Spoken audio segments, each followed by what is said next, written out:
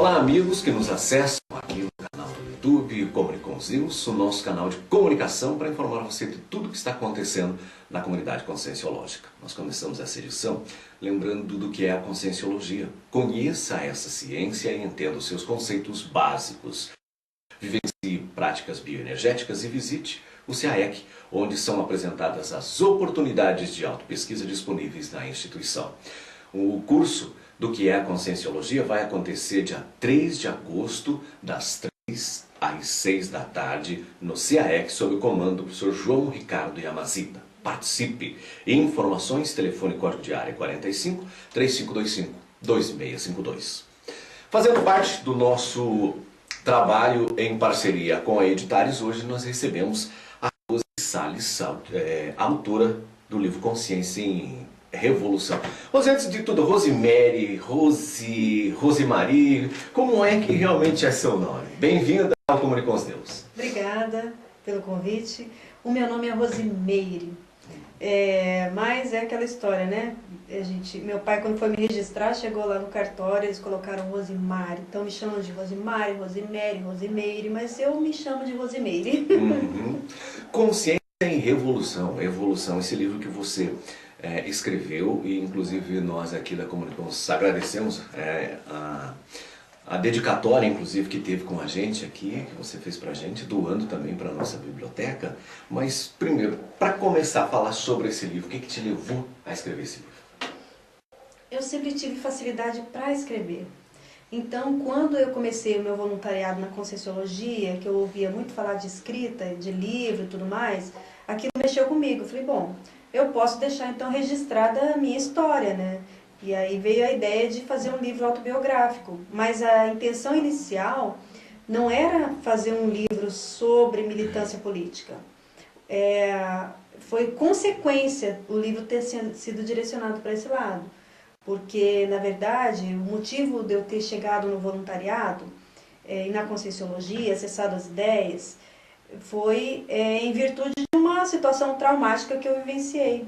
Então eu queria buscar respostas para isso e eu acabei encontrando dentro da Conscienciologia. Então, no livro você descreve, inclusive começa contando a sua própria história, você falou a tua autobiografia, mas e você lembra que nasceu de família de militares? Isso. Era a filha mais mimada? Sim, filha mais velha, neta mais velha dos dois avós, então eu fui assim a primogênita de toda a família.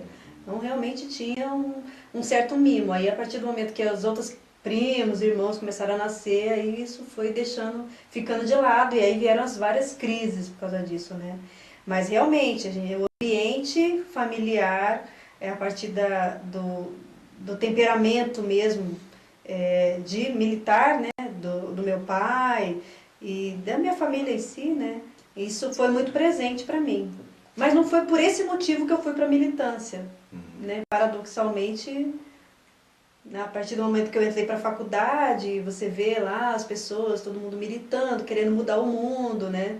Aí eu fui para esse lado, mas não foi assim no sentido de afrontar o militarismo do meu pai.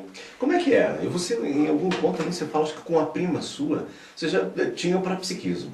É minha irmã. Sua irmã. Ela é voluntária também. Então, e vocês eram confidentes ainda, quando época de criança, adolescência? Sim. A gente brincava muito para treinar o parapsiquismo, né? Porque como nós tínhamos muita afinidade, a diferença de idade era de 2 anos, nós brincávamos de uma tentar adivinhar o que a outra estava pensando, e às vezes assim, só de olhar a gente já sabia o que a outra queria dizer, então, e a gente adivinhava mesmo. Então a gente fazia essas brincadeiras. Fazia uma autopesquisa? Que na verdade, hoje a gente entende que era parapsiquismo atuante, né? Na época não, era uma brincadeira. Mais de brincadeira. Era uma brincadeira, mas a gente treinava, você vai atender o telefone, quem que vai tocar? E aí a gente já treinando, com o tempo, eu já sabia quem que estava no outro lado do telefone, né? De tanto a gente treinar, mas era brincadeira de criança. Hoje eu vejo que era parapsiquismo, né? E aí veio a adolescência, quando que você resolveu entrar para a faculdade? Foi aí que começou a militância? Ou estudantil ou um pouquinho antes? Não, na verdade, quando eu entrei para a faculdade, não era a faculdade que eu gostaria de fazer. Então eu já entrei assim, meio desmotivada, né? Mas aí sim foi uma afronta ao meu pai, porque ele queria que a gente fizesse ou medicina ou engenharia, alguma coisa assim. E aí eu queria fazer psicologia, né? E psicologia não dava, porque era de manhã, ele teria que bancar para mim. Então eu fui ver uma faculdade à noite. Vocês residiam aonde nessa época? Em Campo Grande, Campo Grande, no Mato Grosso do Sul. Isso. Por lá na região não tinha? Não tinha, mas não tinha noite, só tinha de dia. E aí, se eu fosse estudar de dia, ele teria que bancar minha faculdade. E eu queria ser independente. Então, optei por uma faculdade noturna, economia, que eu achava que tinha a ver com matemática, que eu adorava matemática. Mas aí eu poderia trabalhar durante o dia. E aí, sim, eu não ia depender mais de pai, né? Que era o que eu queria, né? Minha autonomia financeira e tudo mais. Então, eu comecei a fazer uma faculdade e aquilo, né? E eu comecei a me afinizar com um grupo de pessoas que eram totalmente assim, que queriam mudar o mundo, né? Queriam melhoria de qualidade de ensino, brigava com a direção da faculdade para diminuir o valor das mensalidades. E aí, a partir do momento que eu fui me afinizando com esse grupo, eu fui me envolvendo cada vez mais. Então, primeiro aquela assim, participação eventual numa reunião, aí daqui a pouco, já sou convidada para ser secretária do diretório, então daqui a pouco, quando você vê, você vai sendo envolvida, né? Aí fui tesoureira do DCE. Então, assim, com o tempo a gente vai aprofundando. E aí, a partir do momento que eu entrei na militância, assim, mais no movimento estudantil, os meus amigos, grande parte eram do PT. E aí tinha uma militância política, né, partidária. E aí foi quando eu comecei, então, a me afinizar, né, ser simpatizante do PT na época. Até depois me filiar ao partido e tudo mais, né. Então aí sim, depois que eu já estava filiada no partido, fazia parte do diretório municipal, tudo mais. Lá de Campo Grande. Lá de Campo Grande. Eu comecei a trabalhar como funcionária do PT, do Diretório Estadual, Mato Grosso do Sul. E dali, assim, fui cada vez me envolvendo mais. E dali eu já saí para trabalhar num sindicato, onde a turma também toda era do PT. Aí foram vários sindicatos que eu trabalhei e várias manifestações, mobilizações populares e tudo mais, né? Greve e tudo mais. Então, assim, a minha participação no sindicato, eu era funcionária política, a minha função era justamente articular as mobilizações. Você trabalhava mais na intelectualidade, preparando o movimento, tudo, ou ia pra rua pegar bandeira? Ia pra rua e eu aqui era responsável de montar palco, cuidar de som, chamar a imprensa, era uma tarefa... Convocar as coletivas... Tudo era uma tarefa que fazia parte da minha função dentro do sindicato, né? Então, assim, eu fazia o que eu adorava, porque eu ainda ganhava para isso, pensa, né? E aí, assim, a tendência foi eu me envolver cada vez mais. E quando eu fui para esse sindicato, foi o primeiro que eu trabalhei, né? Eu me afinizei com um grupo que era da ala radical do PT, que era a corrente Convergência Socialista. Eu entrei primeiro pela corrente Articulação, que era mais moderada, e aí depois, quando eu entrei na Convergência Socialista, começaram a ter as divergências com a direção do PT. Por quê? Porque a gente queria transformar o mundo através de uma revolução. E aí a Revolução Socialista, ela envolvia embate direto com o governo. E a ala assim, que predominava no PT era uma ala mais moderada, da negociação. E a gente falava, não, revolução não é negociação. Aí foi quando nós saímos do PT para fundar o PSTU. Então participei do Congresso Nacional de Refundação. Mais ou menos, puxa, agora você me pegou, hein? Anos 2000? Não, 1990 1990 por aí, então na década de 1990. Foi, década de 90 foi quando eu saí entrei para o PT na década de 80, década de 90 foi quando eu fui para o PSTU. Deixou de ser a Rose do PT para ser a Rosinha do PSTU. Exatamente. Da onde veio esse apelido? Não, é porque no PSTU tinha uma pessoa lá que ela já era Rose, né? Eu era Rose do PT. Porque eu era funcionária do PT, então eu era a Rose do PT. Mas quando eu fui para o sindicato, e aí eu comecei, nesse outro sindicato tinha uma outra Rose. Aí, assim, as pessoas começaram a me chamar naturalmente de Rosinha, para diferenciar da outra Rose. Então ficou Rosinha, Rosinha, Rosinha. E esse grupo do sindicato foi o grupo que fundou o PSTU. Então, quando eu ia me identificar, a Rosinha do PSTU. E ficou Rosinha do PSTU. E aí você disse que o que te levou a começar até a pensar em escrever o livro, tudo foi um acontecimento traumático. Foi por aí? Nesse período? Assim, eu tinha um namorado e ele era militante também, inclusive era da Federação Nacional e tudo mais, reunia com o ministro. E ele dessomou num acidente bem trágico, né? Assim, ele ligou pra mim falando, olha, eu tô indo pra sua casa e tal, me convidando pra morar junto primeiro, né? E eu fiquei naquilo, falei, imagina, né?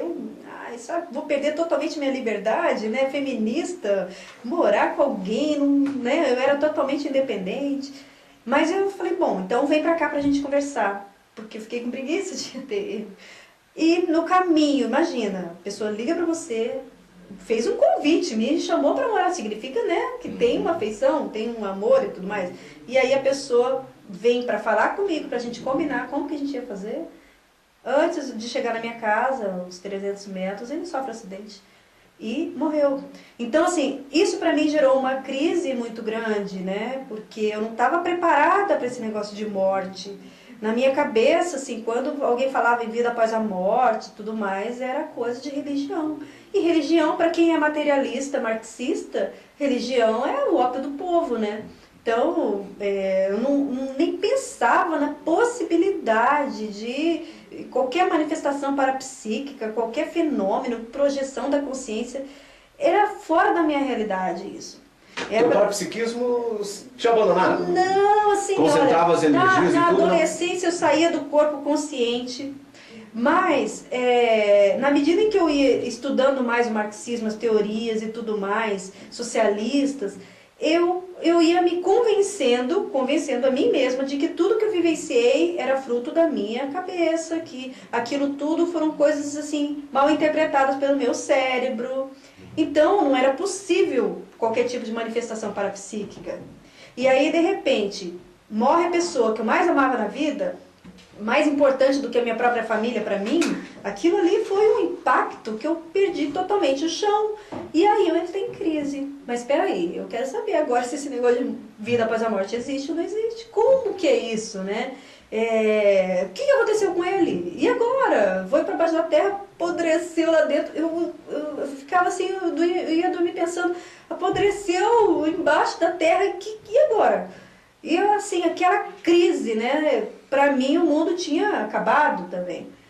E nisso, assim, eu comecei a falar, não, eu vou me suicidar também, porque eu quero me encontrar com ele. Se esse negócio de vida após a morte existe, eu quero me encontrar com ele. E aí eu comecei a ter uma ideia fixa de que... Você chegou a pensar em suicídio? De forma racional mesmo? Racional. Eu pensava assim, se existe, eu vou me encontrar com ele. Mas aí eu ficava com medo. Mas e se eu não for parar no mesmo lugar onde ele está? E aquilo era uma crise na minha cabeça, porque ao mesmo tempo eu falava assim, mas esse negócio de vida após a morte é besteira. Não tem como que tem isso.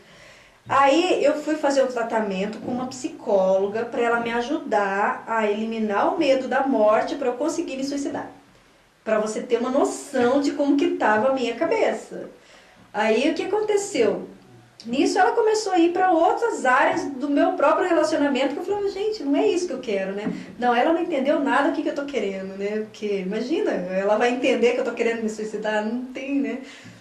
Aí eu recebi uma mensagem espírita, assim, teoricamente dele, né? De uma pessoa que eu nunca tinha visto na vida. A pessoa chegou com uma mensagem aí explicando como é que foi o acidente, como que ele estava se sentindo. De que forma chegou essa mensagem espírita? Um amigo de uma amiga minha, uma pessoa que eu não conhecia, ele conseguiu meu telefone através da minha amiga e falou que lá no centro espírita que ele estava, ele só fazia psicografia, mas naquele dia ele teve um fenômeno lá da incorporação, que ele sentiu, e aí falou o nome do meu namorado, falou, e mandou uma mensagem. Quando eu recebi aquela mensagem, estava explicando como que aconteceu o acidente.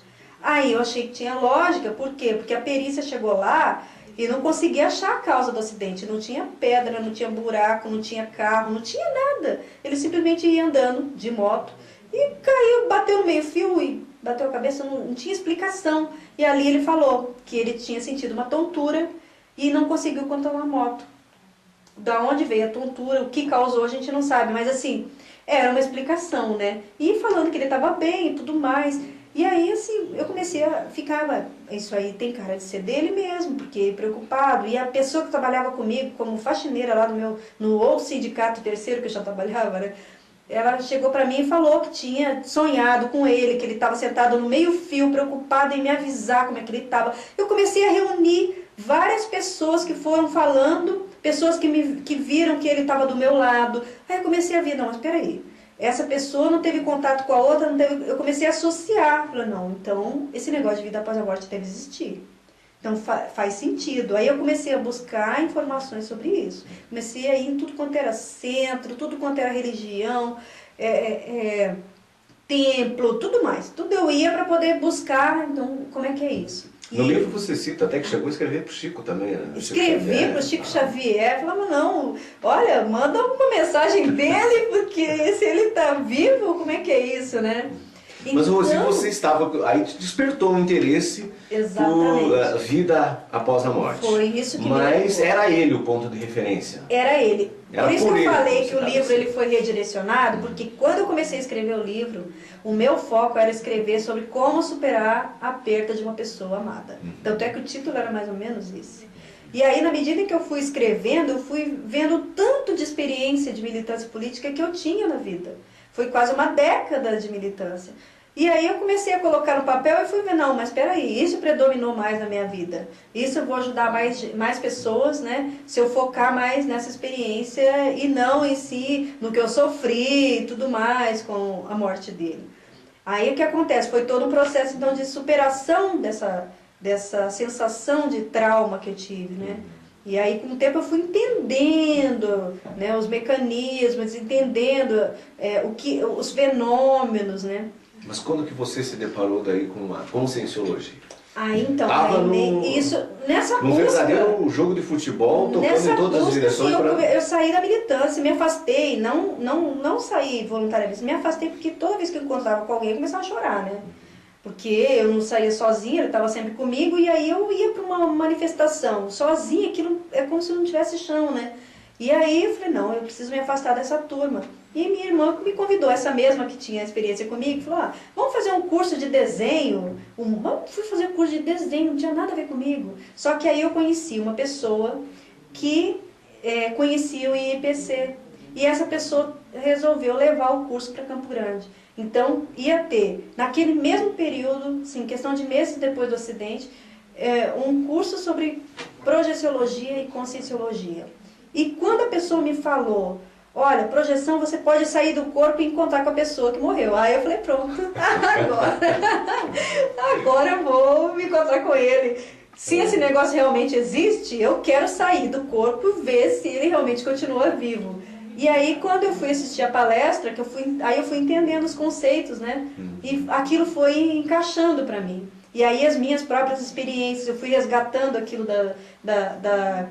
da infância, da adolescência, eu fui vendo, gente, eu já tive todos esses fenômenos, como que foi, como que eu abafei. Então, aí foi havendo um nível maior de compreensão mesmo, de mim mesmo, né? Da minha própria experiência que eu tinha relegado em virtude da militância, né?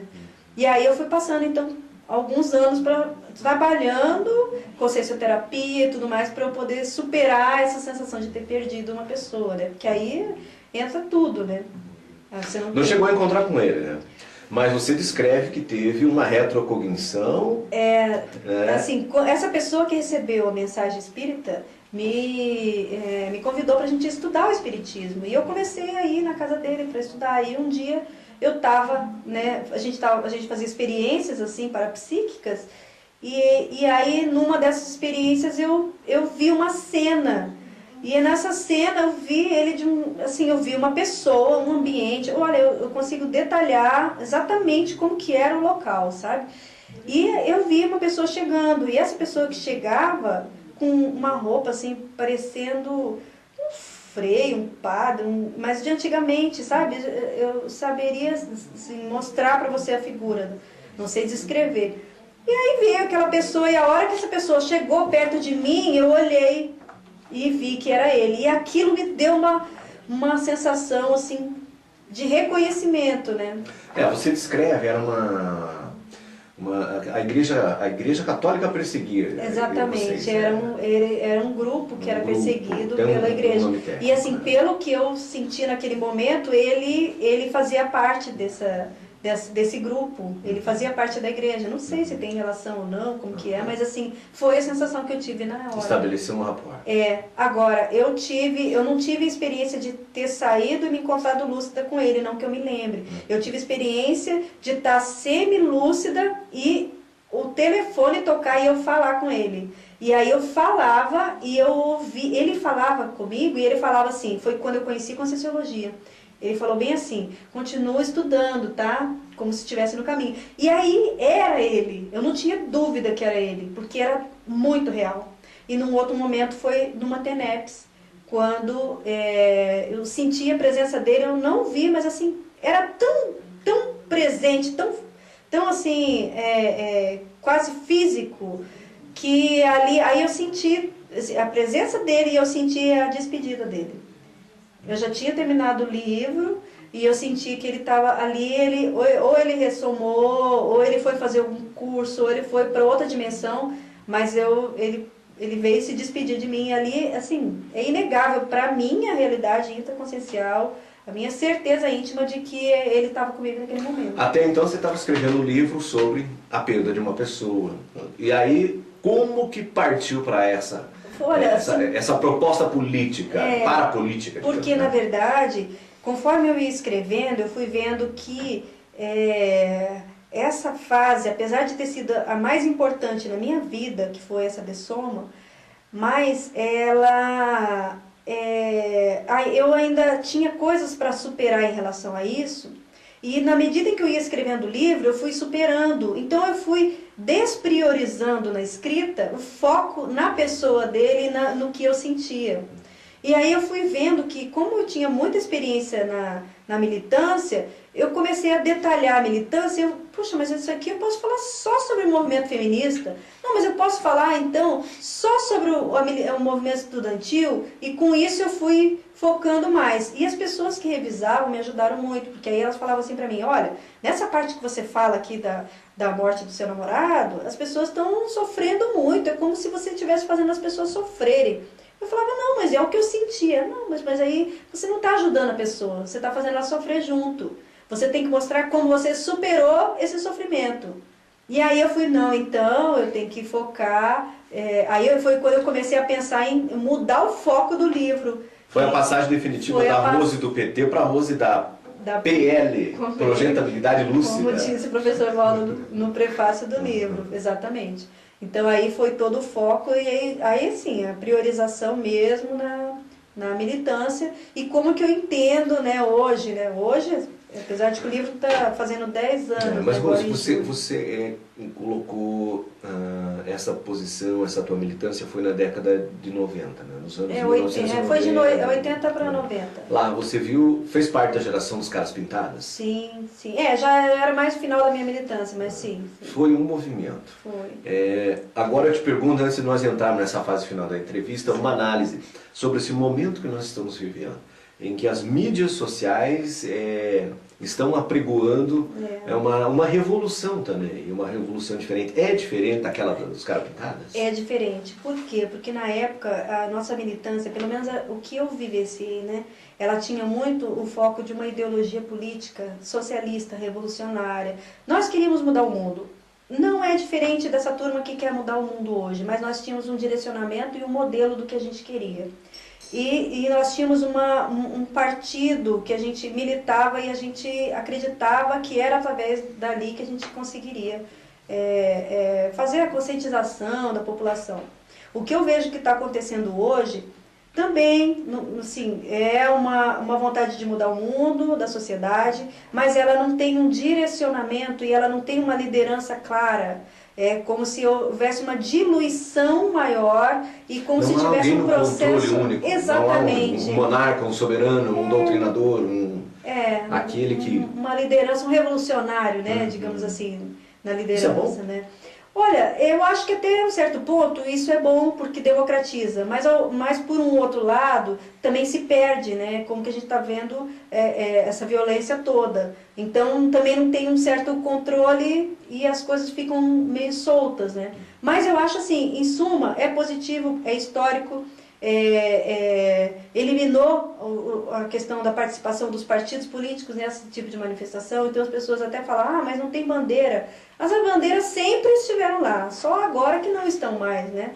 Mas assim, de certa forma, é uma maneira das pessoas se colocarem mais, falarem, né, através do aglomeramento ali, da aglomeração de pessoas, o que elas estão sentindo é a insatisfação que elas sentem, né, pelo governo e pela condução política do país. Seria um princípio da transformação da sociedade, até que você coloca no livro, a transformação da sociedade politicamente ou consciencialmente? Então, primeiro explicar isso? Politicamente, o que a gente está falando é essa manifestação política, por exemplo, né, a mobilização do povo nas ruas. Isso é um ato político em si.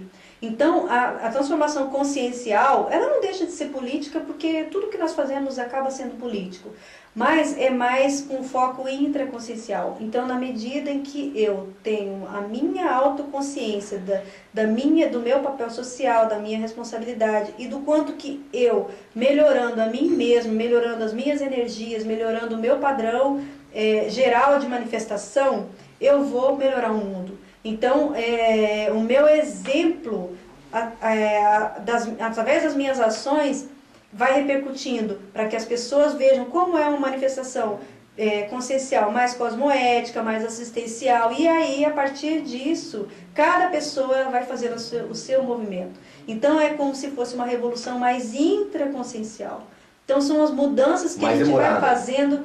É mais demorada, exige muito mais esforço, é mais demorada porque, imagina, até cada um fazer a sua revolução intraconsciencial. Então, assim, é demolir mitos e muros e fronteiras intraconscienciais. Então, é superar os meus medos, superar os meus traumas, superar as minhas dificuldades, para poder ter uma manifestação mais saudável, mais ética, mais fraterna com as pessoas. Então, essa transformação de como me manifestar é a revolução intraconsciencial.